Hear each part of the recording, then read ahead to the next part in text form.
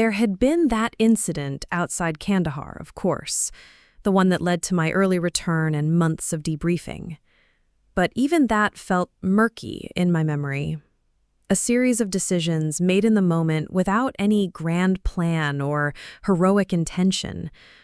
Just a job that needed doing, choices that seemed obvious at the time, consequences I was still trying to understand. Over the following weeks, I found myself avoiding other veterans, skipping the usual gatherings at Murphy's Bar, where soldiers from the base would congregate after hours.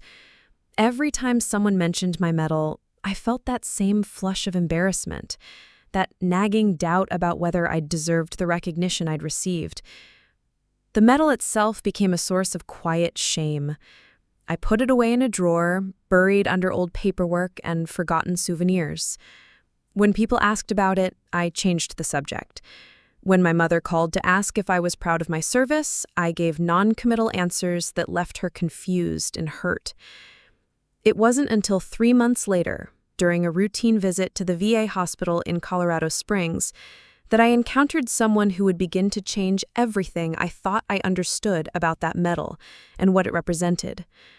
But that's a story for later, because first, I need to tell you about the morning everything started to unravel, and how sometimes the things we're most ashamed of turn out to be the things we should be most proud of. The doubt had settled into my bones by then, becoming as much a part of my daily routine as my morning coffee or evening news.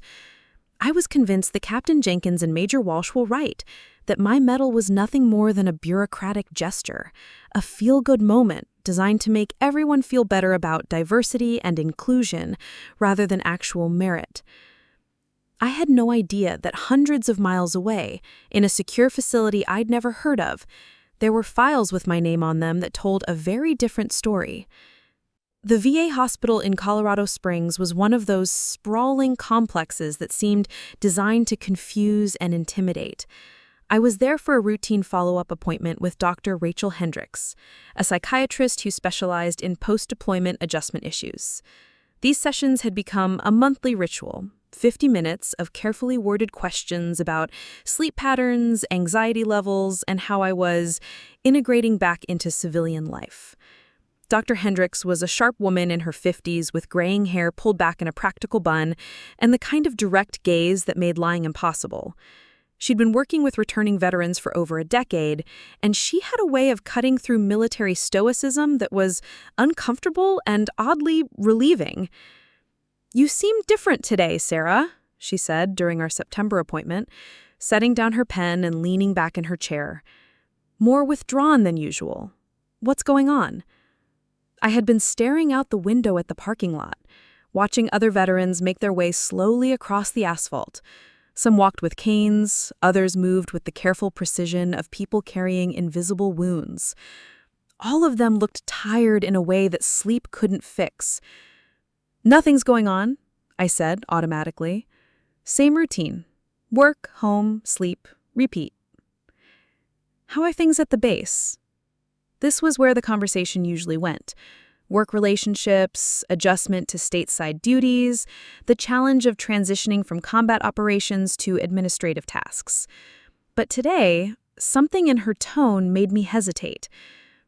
"Fine," I said, but the word came out flat and unconvincing. Dr. Hendricks waited. It was a technique she had mastered, the strategic use of silence to create space for truth to emerge.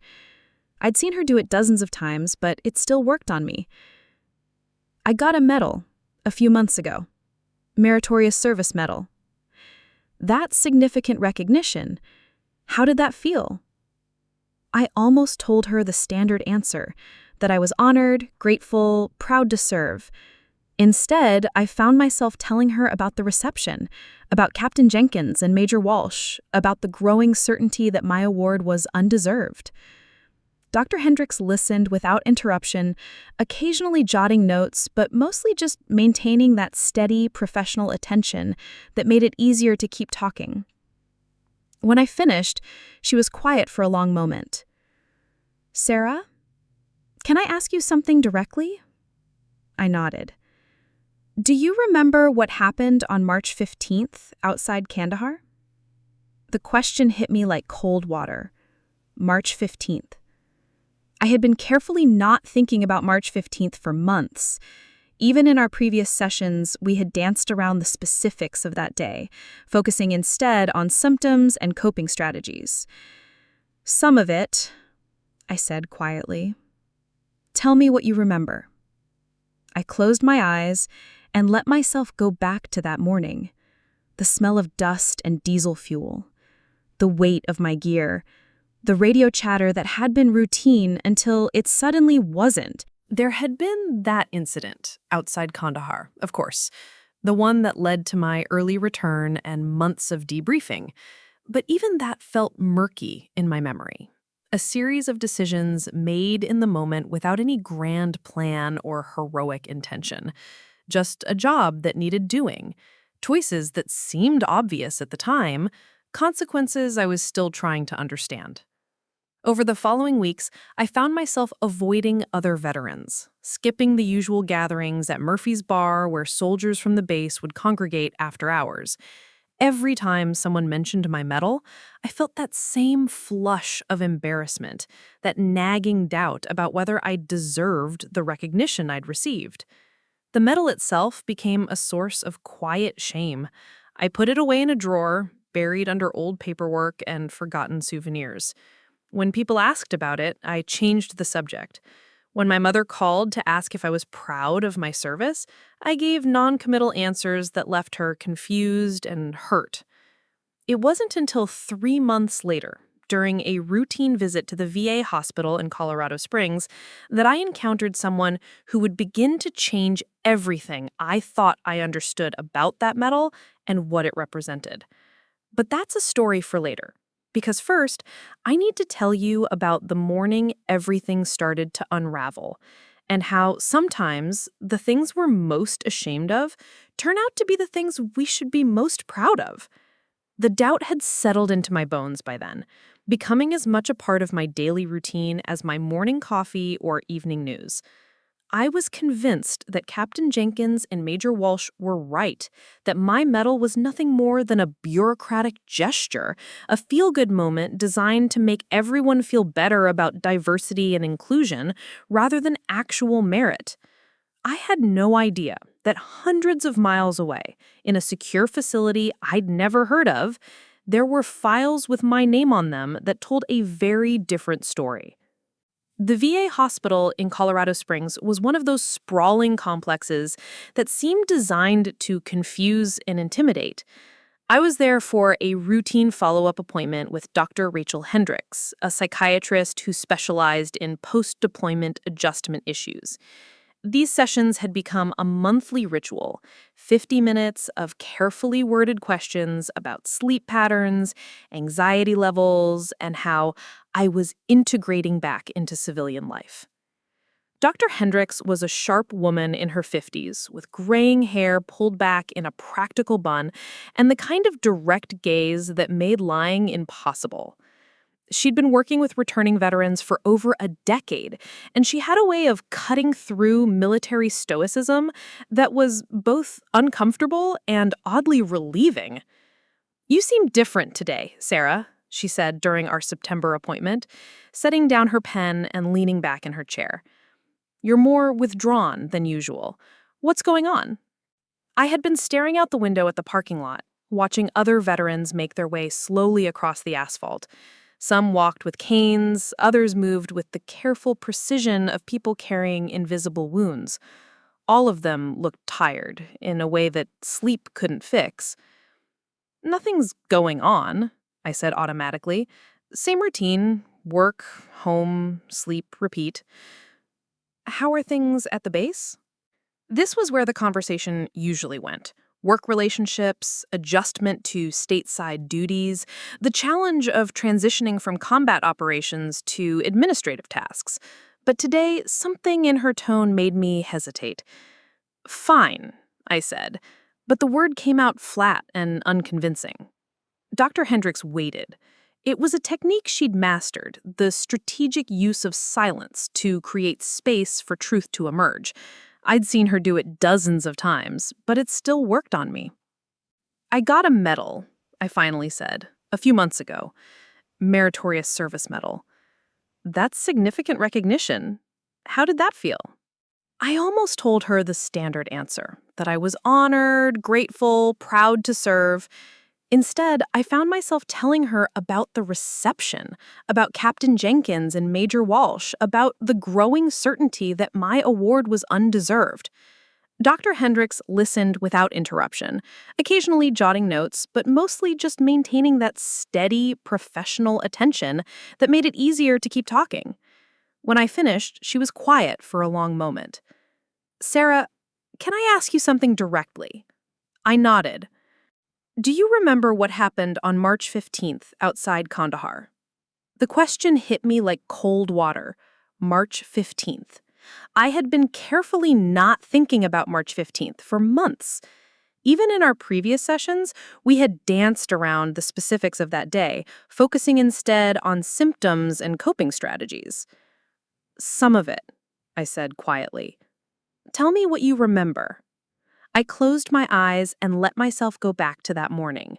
The smell of dust and diesel fuel, the weight of my gear, the radio chatter that had been routine until it suddenly wasn't. A lot of love and effort went into bringing this story to life. If you're enjoying it, we'd be so grateful if you'd subscribe to our channel. Now, back to where we left off. We were returning from a meeting with village elders in Spinboldeck, I began, my voice sounding distant to my own ears. Lieutenant Morrison, Sergeant Davis, myself, and our interpreter, Rashid. Standard intelligence gathering mission. Nothing unusual. The convoy had been small, just 2 vehicles, 6 American personnel total, plus Rashid and 2 Afghan National Army soldiers who served as our local liaison. We'd been making similar trips twice a week for 3 months, building relationships with tribal leaders, gathering information about the Taliban movement in the region. The IED went off about 15 clicks from base, hit the lead vehicle, Morrison's vehicle. Dr. Hendricks made a note. What happened next? This was the part I had been avoiding even in my own memory, the part that came to me in fragments during sleepless nights, accompanied by sounds I couldn't quite place and smells that had no source. The explosion flipped their Humvee, complete rollover into a drainage ditch. We stopped immediately, took defensive positions. Standard protocol was to call for backup and wait for extraction. But I opened my eyes and looked directly at Dr. Hendricks.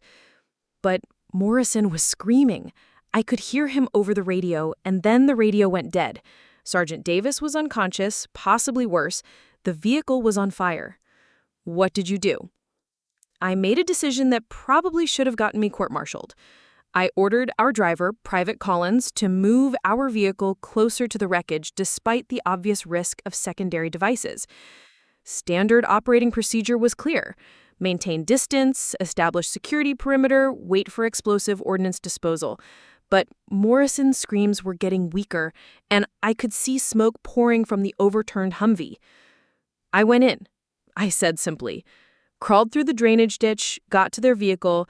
Morrison was trapped under the dashboard, conscious but losing blood fast. Davis was unconscious with a head injury. The Afghan soldiers were both dead. Dr. Hendricks had stopped taking notes and was watching me intently. The fuel was leaking everywhere. I knew we had maybe minutes before the whole thing went up. I got Morrison out first, had to basically drag him through the window. Then I went back for Davis. What I didn't tell Dr. Hendricks, what I had never told anyone, was how terrified I had been, not just of the fire or the possibility of more IEDs, but of making the wrong choice. Every manual I'd ever studied said to wait for support, to follow established protocols. But sometimes protocols don't account for the sound of someone dying 50 yards away. You saved their lives, Dr. Hendricks said quietly. I did my job, I replied automatically. Anyone would have done the same thing. Would they have? It was a question I had been avoiding for months, because the truth was I didn't know if anyone else would have made the same choice. Private Collins had been paralyzed by fear. The remaining Afghan soldier had been focused on scanning for additional threats. I had been the ranking intelligence officer, the one responsible for mission success and personnel safety. Morrison spent 6 weeks in the hospital in Germany. Davis had a severe concussion but recovered fully. They both went home to their families. And you? I finished my deployment doing desk work, filed reports, analyzed intelligence, tried not to think about that day. Dr. Hendricks set down her pen completely and leaned forward. Sarah, I need to tell you something. About a month ago, I received a call from someone at the Pentagon, a Colonel Patricia Williams from Army Intelligence. She was asking about your mental health status, your adjustment to stateside duty. My stomach dropped. What kind of call? The kind that happens when someone's file is being reviewed for additional recognition. She couldn't give me details, but she mentioned that there were classified aspects of your service that were under consideration for declassification. The room suddenly felt too small. What does that mean? I don't know exactly, but what I do know is that the military doesn't make those kinds of calls about routine service medals or diversity initiatives. They make them when someone's actions had consequences that went far beyond what appeared in the initial reports. I sat in silence, trying to process what she was telling me. For months, I had been carrying the weight of believing my medal was undeserved, a bureaucratic consolation prize. But Dr. Hendricks was suggesting something entirely different. Sarah, I want you to consider the possibility that you don't know the whole story about what happened that day, that maybe your actions had ripple effects you weren't aware of. As I left the VA hospital that afternoon, my mind was racing. For the first time in months, I began to wonder if Captain Jenkins and Major Walsh had been wrong, if maybe there was more to my service record than even I understood.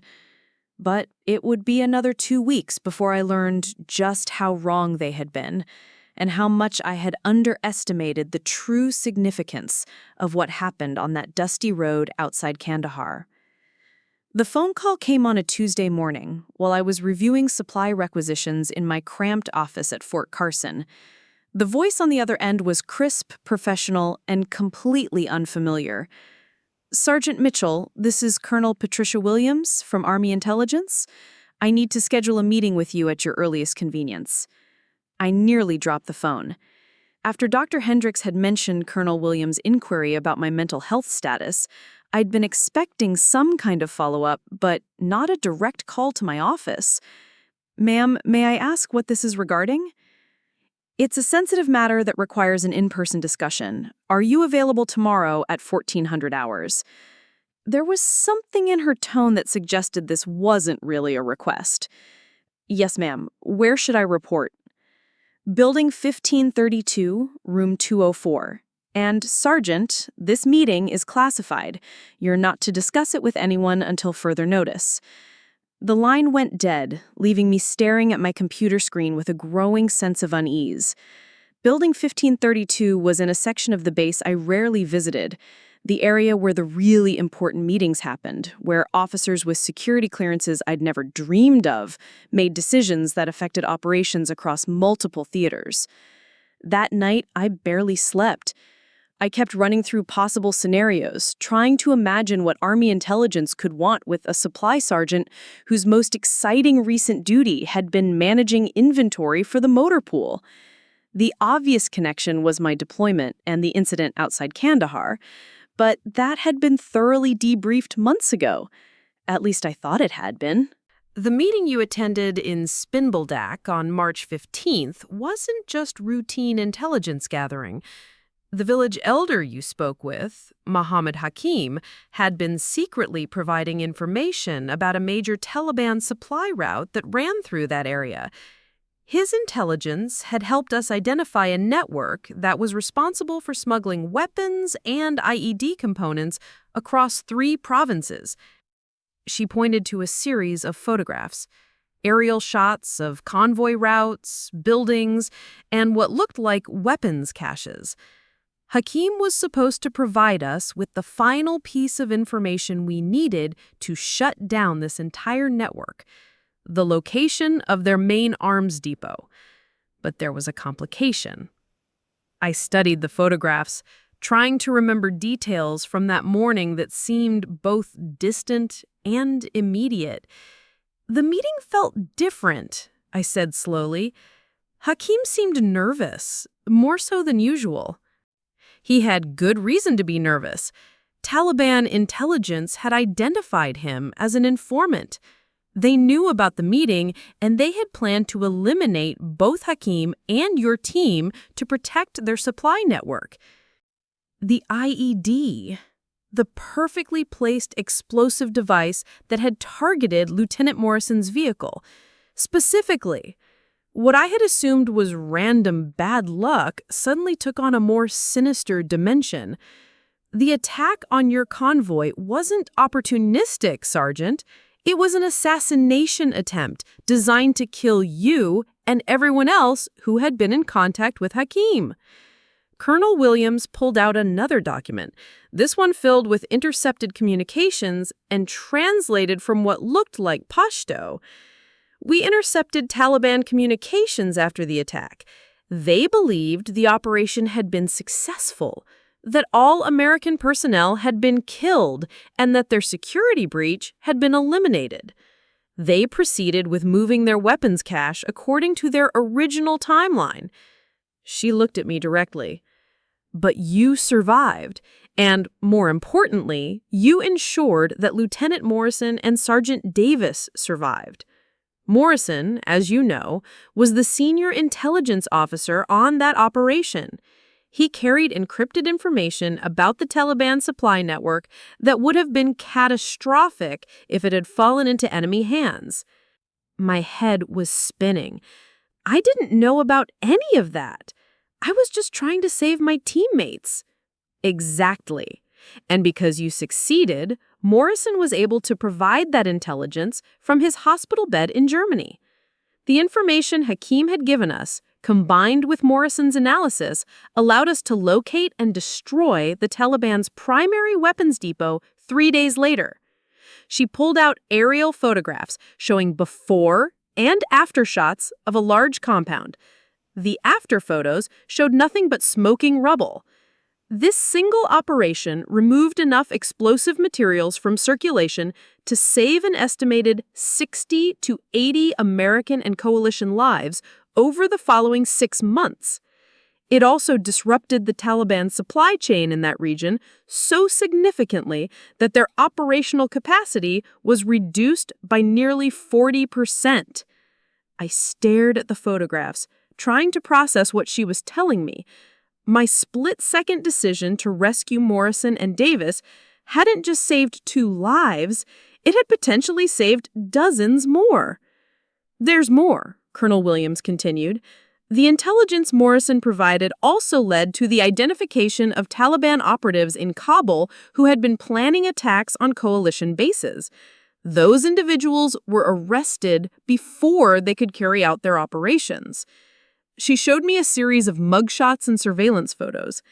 Additionally, the disruption of their weapons supply forced the Taliban cell in that region to redirect resources from offensive operations to rebuilding their logistics network. This gave Afghan National Army forces in the area time to consolidate their positions and establish stronger defensive perimeters in 3 key villages. The scope of what she was describing was staggering. A single rescue operation had apparently cascaded into strategic victories across multiple fronts. Why wasn't I told about this before? I asked. Because most of it couldn't be confirmed until months after your deployment ended. Intelligence work doesn't provide immediate gratification, Sergeant. Sometimes it takes months or years to understand the full impact of a single action. Colonel Williams closed the folder and leaned back in her chair. The Meritorious Service Medal you received was based on the immediate, observable facts of your heroism that day. But the Army intelligence community has been tracking the broader implications of your actions for the past several months. That's why I'm here." She opened her desk drawer and pulled out another folder, this one much thicker than the first. "Sergeant Mitchell, based on the classified assessment of your actions and their strategic impact, you're being recommended for a significant upgrade to your award.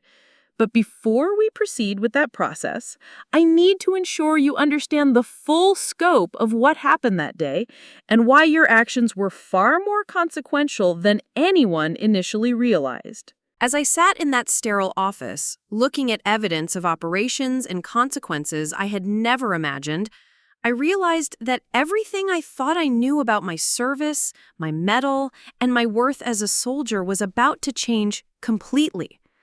But I still had no idea just how dramatic that change would be. Colonel Williams opened the thicker folder, revealing documents that looked entirely different from anything I'd seen before. These weren't standard military reports or intelligence assessments. They were formal recommendations, legal reviews, and what appeared to be testimonial statements from high-ranking officials whose names had been redacted. "Before we continue," she said, "I need you to understand that what I'm about to share with you involves ongoing operations and intelligence sources that remain classified. You'll be required to sign additional non-disclosure agreements." She slid a stack of papers across the desk. As I reviewed the legal language, one phrase kept appearing: Medal of Honor recommendation under review. My hands started shaking. The Medal of Honor wasn't just the military's highest decoration. It was reserved for actions so extraordinary that they defied normal human courage. Recipients were inducted into an exclusive brotherhood that included names from every major conflict in American history. "Ma'am, I think there's been some mistake," I said, my voice barely above a whisper. "The Medal of Honor is for heroes who go above and beyond under enemy fire, who sacrifice everything for their fellow soldiers. What I did was just what, Sergeant? Just what anyone would have done in that situation." Colonel Williams removed her glasses and cleaned them methodically, a gesture that seemed designed to give me time to process what was happening. "Let me tell you about someone else who said exactly the same thing," she said finally. His name was Staff Sergeant David Rodriguez. On June 3, 2010, his patrol was ambushed outside Marja.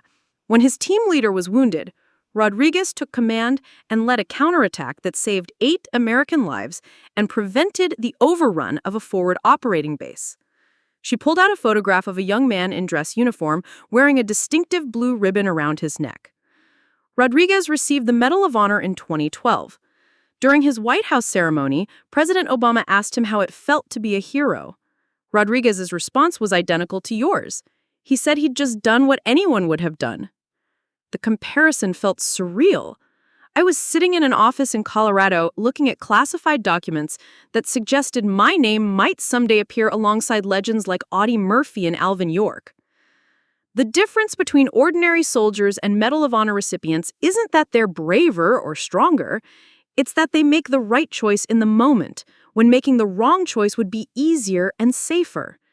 You had every reason to follow protocol that day, to establish a perimeter and wait for support. No one would have questioned that decision. She pulled out a timeline document that broke down the events of March 15th minute by minute. According to the radio logs, you had exactly 4 minutes and 37 seconds between the IED detonation and when Lieutenant Morrison's vehicle became fully engulfed in flames. Standard protocol requires a minimum of 6 minutes to properly assess secondary threats and establish security before attempting casualty evacuation. The numbers on the page seemed to mock the split-second decision I'd made that day. 4 minutes and 37 seconds to choose between following orders and saving lives. "But there's something else you don't know," Colonel Williams said, pulling out a medical report. Morrison's injuries were more severe than anyone initially realized. The explosion had caused internal bleeding that would have killed him within 8 minutes of impact. If you had followed standard protocol, he would have died before the evacuation team arrived. She showed me a detailed medical assessment written by the trauma surgeons in Germany. The doctors noted that Morrison survived only because he received immediate field treatment within 5 minutes of his injuries. That treatment came from you, Sergeant. Your decision to ignore protocol and enter that vehicle saved his life by a margin of less than 3 minutes. The room felt like it was spinning. I'd spent months believing that my actions had been reckless, potentially endangering my entire team for what might have been a futile rescue attempt. But according to these documents, those same actions had been precisely calculated to achieve the impossible. "There's more," Colonel Williams continued, pulling out an intelligence report. The intelligence Morrison was carrying wasn't just about Taliban weapons caches. He had obtained the real names and photographs of 3 high-value targets who had been planning coordinated attacks on American bases across Afghanistan. She showed me surveillance photos and intelligence profiles of men whose faces meant nothing to me, but whose capture had apparently disrupted terrorist networks across the region. Within 48 hours of receiving Morrison's intelligence, Special Operations Forces conducted simultaneous raids that resulted in the capture of all 3 targets. The interrogation of these individuals provided intelligence that prevented at least 12 separate attacks on coalition forces over the following year. The cascade of consequences kept expanding. My rescue of 2 soldiers had led to intelligence that had led to captures that had led to prevented attacks that had saved dozens of lives I would never meet. But the story doesn't end there, Colonel Williams said, opening yet another section of the folder. One of the captured Taliban leaders provided information about a planned suicide bombing at the American embassy in Kabul. That attack was scheduled for September 11, 2019, the 18th anniversary of the World Trade Center attacks. She showed me intercepted communications and architectural plans that had been recovered during the raids. The bombing was designed to kill not just American diplomatic personnel, but also Afghan civilians who were waiting in line for visa interviews. Conservative estimates suggested a death toll of over 200 people. The weight of what she was describing was almost unbearable.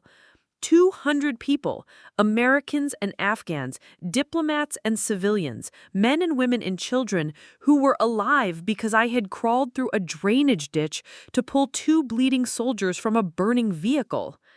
The embassy attack was prevented, Sergeant. The suicide bomber was arrested 3 days before the planned operation. The explosives were recovered and disposed of safely. The embassy remained secure, and those 200 people went home to their families that night. Colonel Williams closed the folder and looked at me directly.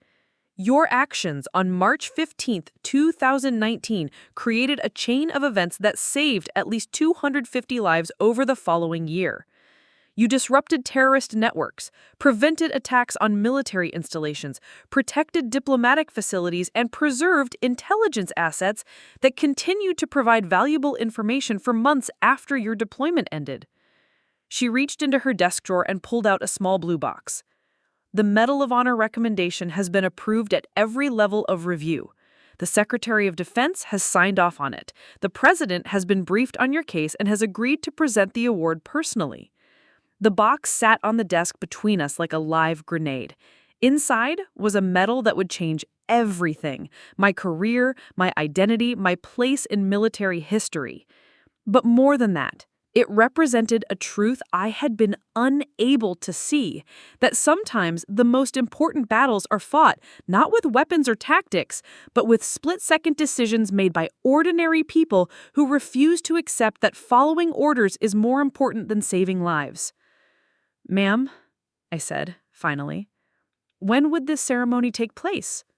"That depends on you, Sergeant. Are you prepared to accept this recognition?" For months, I had been carrying the weight of believing I was unworthy of the simple bronze medal sitting in my kitchen drawer. Now I was being asked to accept the highest honor the American military could bestow. But as I sat in that office looking at evidence of consequences I had never imagined, I realized that worthiness wasn't about feeling deserving. It was about understanding that sometimes ordinary people are called to do extraordinary things, and the measure of their heroism isn't in how they feel about it afterward, but in the lives that continue because they chose to act. "Ma'am," I said finally. "Yes, ma'am. I'm ready." But I had no idea that the biggest revelation was still to come. The weeks following my meeting with Colonel Williams passed in a surreal blur of security briefings, protocol reviews, and preparations for what would become one of the most significant moments of my life.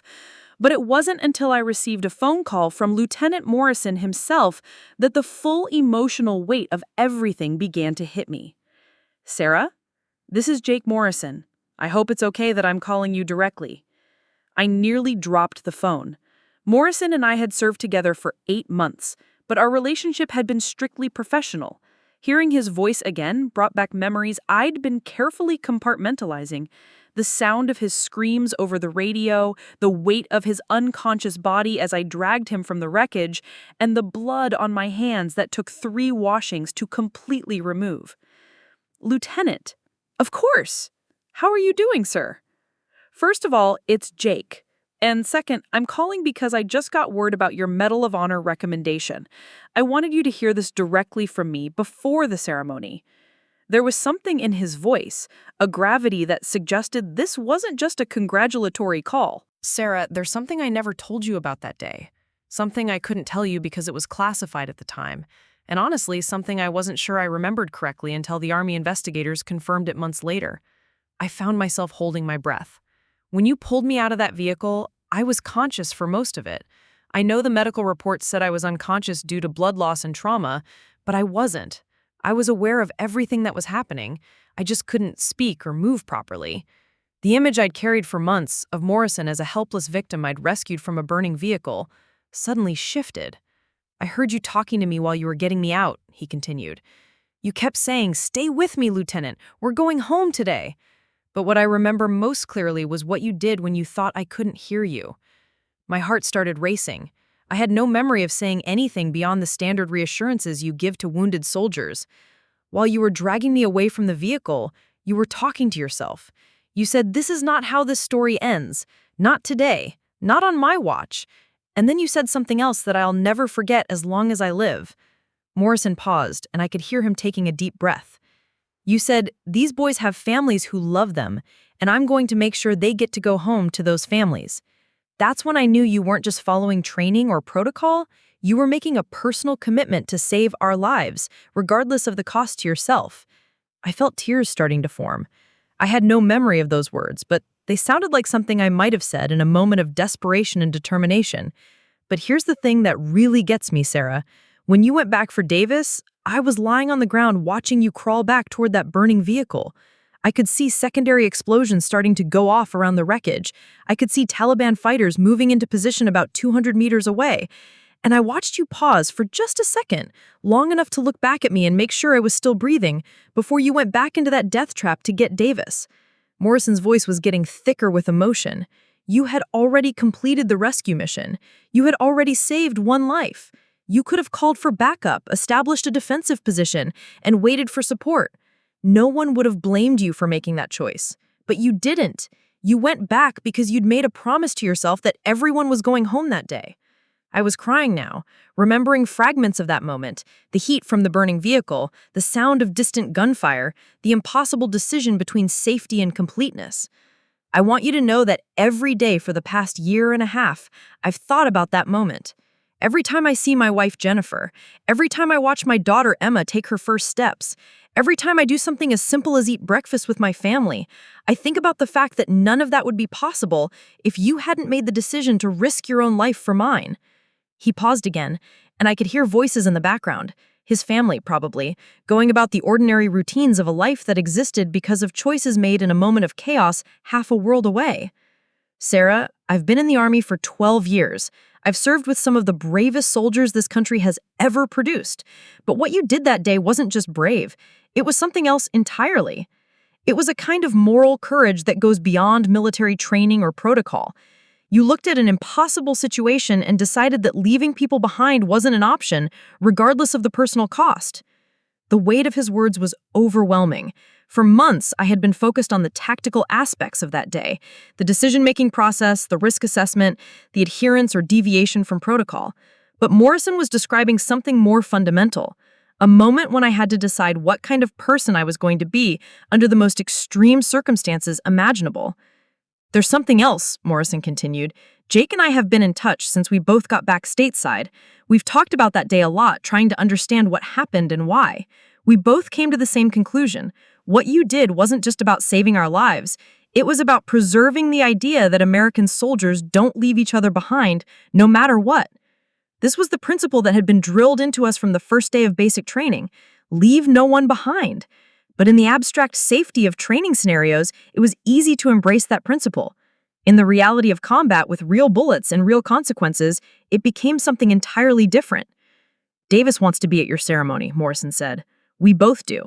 We want to be there when you receive that medal, not just as fellow soldiers, but as living proof of what that medal represents. The ceremony was still 3 weeks away, but already it was taking on dimensions I hadn't anticipated. This wasn't just about military recognition or official acknowledgement of heroism. It was about the validation of choices made in impossible circumstances, about the affirmation that some principles are worth any risk. Jake, I said, I need you to know that I didn't save your lives because I'm some kind of hero. I saved your lives because you're my brothers, and you don't leave family behind. I know, he said quietly. That's exactly why you deserve that medal. After Morrison hung up, I sat in my apartment for a long time, thinking about family and brotherhood and the weight of choices that seem obvious in retrospect, but feel impossible in the moment. I thought about Captain Jenkins and Major Walsh, who had dismissed my Meritorious Service Medal as a bureaucratic formality. I wondered how they would react when they learned that their colleague, the woman they'd mocked for receiving a participation trophy, was about to receive the highest military honor in the United States. But more than that, I thought about the 250 people who were alive because of a decision I'd made without knowing its consequences. I thought about families who had been reunited, attacks that had been prevented, and a chain of events that had rippled across continents and through time in ways I was still discovering. As I prepared for bed that night, I took my Meritorious Service Medal out of the kitchen drawer where it had been sitting for months. For the first time since receiving it, I looked at it without shame or doubt. It wasn't a consolation prize or a diversity initiative. It was the first recognition of actions that had changed the course of a war in ways both large and small. In 3 weeks, I would stand before the President of the United States and receive a medal that would place me among the most honored soldiers in American history. But tonight, I was content to hold the simple bronze disc and remember that sometimes the most important battles are fought not for glory or recognition, but for the simple, fundamental belief that every life has value and every soldier deserves to come home. The Medal of Honor ceremony would change my life in ways I couldn't yet imagine. But the moment that defined me had already happened, on a dusty road outside Kandahar, when I had to choose between protocol and principle, between safety and service, between the easy choice and the right choice. I had chosen correctly, and now the world was about to learn what that choice had meant. The East Room of the White House was unlike anything I had ever experienced. Sunlight streamed through tall windows, illuminating walls lined with portraits of presidents and first ladies, while approximately 200 guests filled chairs arranged in perfect military precision. My parents sat in the front row, my mother clutching a handkerchief she'd been using to dab at her eyes since we'd arrived. My sister Emily was recording everything on her phone, despite the strict protocols about photography at such events. But what struck me most were the faces scattered throughout the audience, faces I recognized from classified briefings and intelligence reports. There was Ambassador Richardson, whose embassy in Kabul had been saved from the planned bombing. General Martinez, who had overseen the operations that dismantled the Taliban weapons network. Colonel Hassan from the Afghan National Army, who had flown in specifically for this ceremony because his forces had benefited from the intelligence Morrison had provided. As I stood in the blue room waiting for my cue, I could hear the Marine Corps band playing military marches in the East Room. The Medal of Honor itself waited on a small table beside the presidential podium, a 5-pointed star hanging from a light blue ribbon, representing the highest form of recognition the United States could bestow upon one of its soldiers. Sergeant Mitchell, a White House aide, appeared beside me. The president is ready for you. I walked through the doors into the East Room, and the entire assembly rose to their feet. The applause was thunderous, but what caught my attention were specific faces in the crowd. There was Lieutenant Morrison, standing tall in his dress uniform, his wife Jennifer holding their daughter Emma. Sergeant Davis was there too, grinning broadly and giving me a subtle thumbs up. Even Dr. Hendricks had made the trip from Colorado, her professional composure cracking into an unmistakable smile of pride. But then I saw something that nearly stopped me in my tracks. In the back of the room, partially hidden behind a pillar, stood Captain Jenkins and Major Walsh, the same officers who had dismissed my Meritorious Service Medal as a participation trophy, now stood at attention as I walked toward the President of the United States to receive the nation's highest military honor. President Thompson stepped forward, holding a leather folder containing the citation that would be read aloud for the first time. His presence was commanding but warm, the kind of gravitas that comes from understanding the weight of the moment. "Ladies and gentlemen," the president began, his voice carrying clearly through the room, "we gather today to honor Sergeant Sarah Mitchell, whose extraordinary heroism and selfless service embody the finest traditions of the United States Army and reflect great credit upon herself, her unit, and the United States of America." He opened the citation and began to read. The words were formal, military in their precision, but they told a story I was still learning to accept as my own. For conspicuous gallantry and intrepidity at the risk of life above and beyond the call of duty while serving as intelligence analyst with the 3rd Infantry Division during combat operations against an armed enemy in Afghanistan on March 15, 2019. The room was completely silent except for the president's voice and the distant sound of traffic on Pennsylvania Avenue. When Sergeant Mitchell's convoy was attacked by an improvised explosive device that overturned the lead vehicle and trapped 2 fellow soldiers in a burning wreckage, she immediately disregarded established protocol and her own safety to attempt a rescue under enemy fire. I found myself looking at Morrison, remembering the weight of his unconscious body, the smell of smoke and diesel fuel, the impossible choice between following orders and saving lives.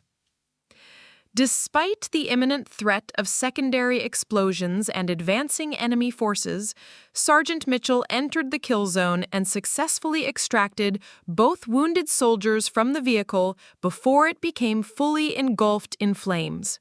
Her actions directly saved 2 lives and preserved critical intelligence that led to the disruption of terrorist networks across 3 provinces. The president looked up from the citation and made eye contact with me. The cascading effects of Sergeant Mitchell's heroism cannot be overstated. The intelligence preserved through her actions led to operations that prevented multiple attacks on coalition forces, disrupted weapons smuggling networks, and ultimately prevented a planned terrorist attack on the American embassy in Kabul that would have resulted in hundreds of civilian casualties. He closed the folder and picked up the Medal of Honor. Sergeant Mitchell's extraordinary heroism, selfless service, and unwavering commitment to her fellow soldiers reflect the highest traditions of military service and demonstrate the profound impact that a single act of courage can have on the safety and security of countless innocent lives. As the president placed the medal around my neck, I felt the weight of it settle against my chest. It was heavier than I had expected. Not just the physical weight of the gold and enamel, but the weight of responsibility, of legacy, of becoming part of a brotherhood that included soldiers from every generation of American military service. "Sergeant Sarah Mitchell," the president said, stepping back and saluting, "Medal of Honor." The applause erupted again, but this time I was looking directly at my parents.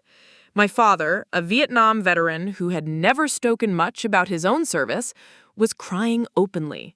My mother was on her feet, applauding with the kind of fierce pride that only a parent can understand. But then I heard something that made me turn toward the back of the room. Captain Jenkins was applauding too, but his face showed something beyond mere protocol.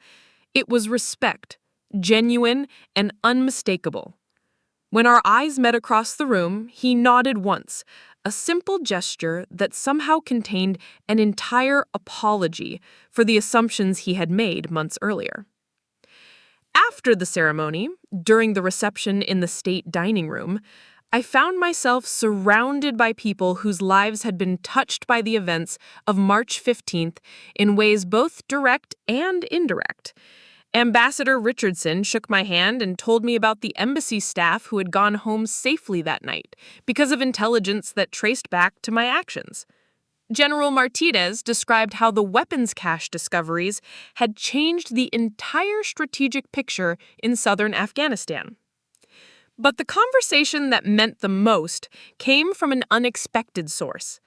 Mohammed Hakim, the Afghan village elder who had provided the original intelligence, had been flown to Washington under tight security specifically for this ceremony. Through an interpreter, he told me something that Colonel Williams had never mentioned in any of our briefings. He says, the interpreter began, that after the attack on your convoy, the Taliban came to his village looking for informants. They were convinced that all Americans had died in the explosion, so they didn't suspect him of providing information. This allowed him to continue working with coalition forces for 8 more months before he had to flee to safety. Hakim continued speaking, his weathered hands gesturing as he talked. Hakim says that during those 8 months, the intelligence he provided helped prevent attacks on 4 different villages, protecting over 1,500 Afghan civilians.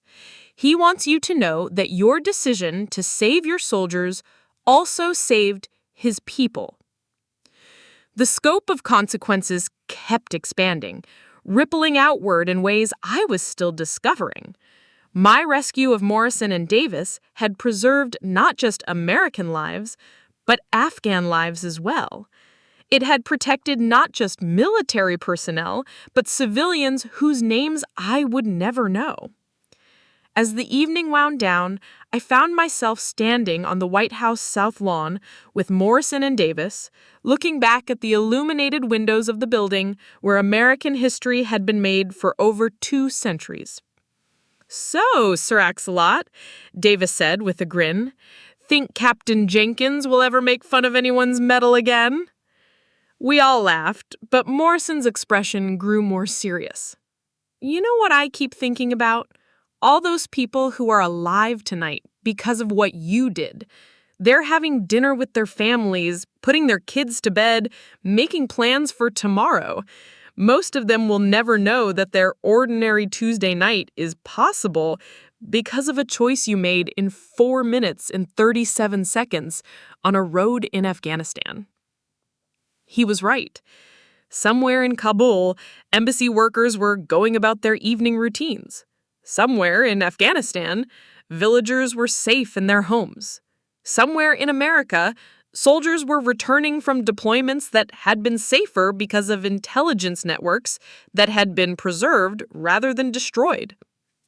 The Medal of Honor around my neck represented more than individual heroism.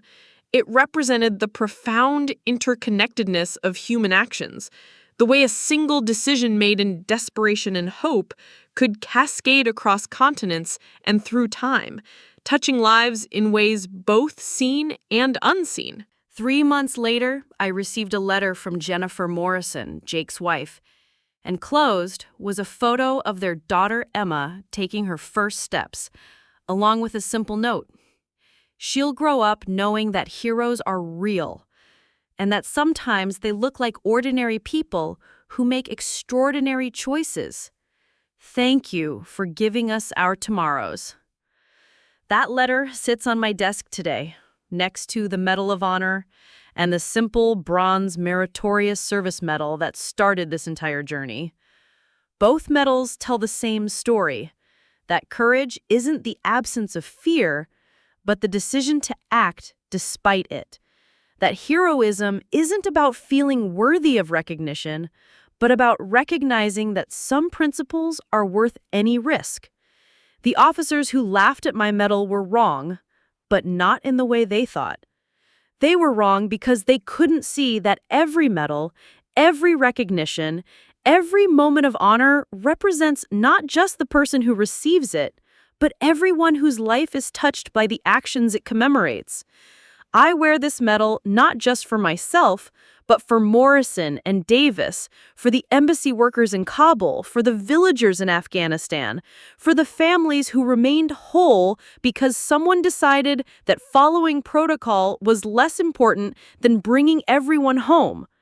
Sometimes the greatest victories are measured not in territory gained or enemies defeated, but in the simple, fundamental affirmation that every life has value and every person deserves the chance to see another tomorrow. That's what my medal really represents, and that's a story worth telling. Looking for more? We've got 2 amazing stories ready for you right on screen. If this one touched you, these are absolutely worth your time. Click to watch them now. And hey, subscribe and hit that bell to never miss our latest uploads.